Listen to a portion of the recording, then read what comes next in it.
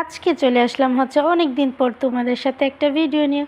তো দেখো এই সিজনের প্রথম আমার ছাদ বাগানে ফুটেছে লিলি ফুলটা।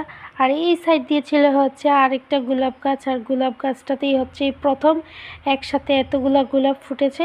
আর লিলি ফুলগুলো তো আমার কাছে এত ভালো লাগছিল আর কি বলবো।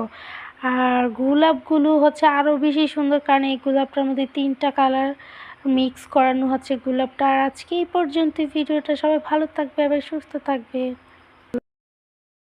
আজকে চলে আসলাম অনেক দিন পর তোমাদের সাথে একটা ভিডিও নিয়ে। তো দেখো এই সিজনের প্রথম আমার ছাদ বাগানে ফুটেছে লিলি ফুলটা।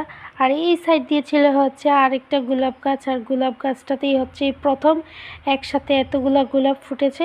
আর লিলি ফুলগুলো তো আমার কাছে এত ভালো লাগছিল আর কি বলবো।